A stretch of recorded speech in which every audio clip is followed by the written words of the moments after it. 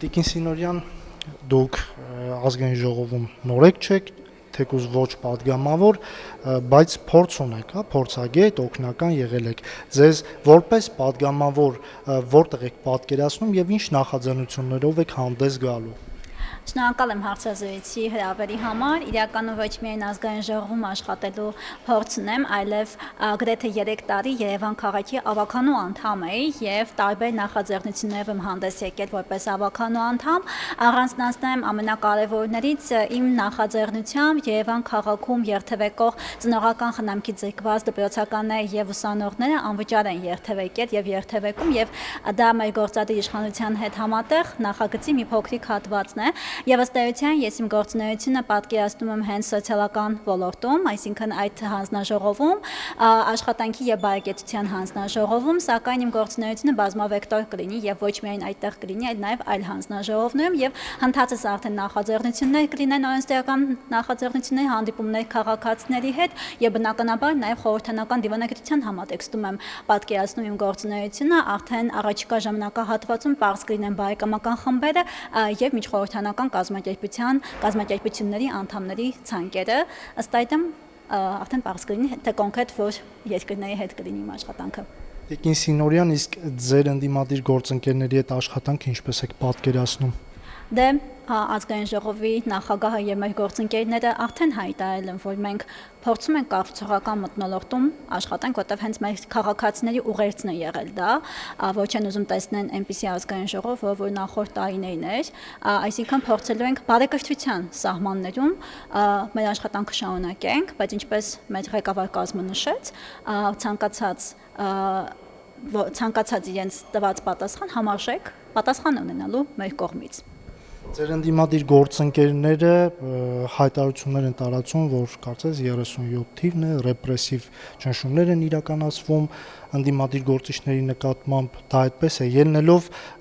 վերջերս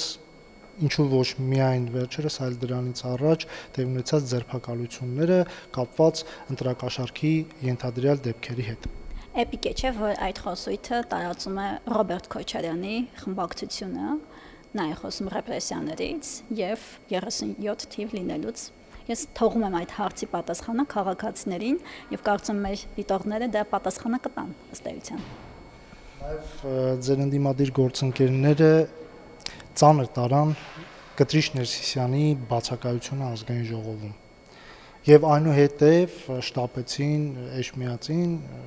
նրա օրհնությունը ստանալու որպես ազգային ժողովի падգամավոր, քաղաքացիական պայմանագիր կուսակցության խմբակցության падգամավոր, որևէ մեկնաբանություն ունեք։ Արդեն դա մեկնաբանությունը տրվել է։ Կտրիշ Ներսիսյանը ըստ էության Հայաստանի Հանրապետության կաթողիկոս չէ եւ այս թեմայից դուրս մի հավելում է ազգային ժողովի կանոնակարգ օրենքը չի սահմանում, որ պարտադիր ներկայություն պետք է լինի կաթողիկոսի եւ որևէ մեկը նրան չպետք է հրավիրել, այսինքն եթե ցանկություն կար ցանկացած կաթողիկոսի ներկայության առաջին նիստին, նա պարզապես կարող է գալ եւ ներկա լինել այդ նիստին, բայց ինչ վերաբերվում է Կտրիշ Ներսիսյանին, այդ աթոռը դատարկ է այս պահին։ Մենք չունենք կաթողիկոս։ Մենք ունենք կաթողիկոս, ես շատ խիստ կասկածում եմ։ Կցանկանայի նաև խոսեինք սահմանադրական բարեփոխումների մասին, քաղաքացիական պայմանագիր կուսակցությունը բացարձակ մեծամասնություն չստացավ խորհրդարանում օրենսդրական իրավական գործընթացներ սկսելու համար։ Սա ընդդիմադիր հատվածի կողմից քննարկման շահարկման առիթ դարձավ։ Արդյոք ինչպես է տրամադրված իշխանությունը քաղաքացիական պայմանագիրը բարեփոխումները շարունակելու կամ նախաձեռնելու ուղղությամբ։ Տեսեք, բարեփոխումները շարունակական բնույթ են կրում, բայց կոնկրետ տվյալ հարցը, քանի որ գտնվում է գործադիրի դիրքում, մեր արդարադատության նախարար Տիկին Գալյանը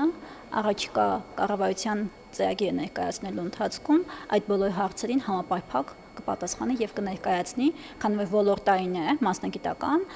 Տիկին Գալյանը այդ հարցերի պատասխանը կտա ձեզ։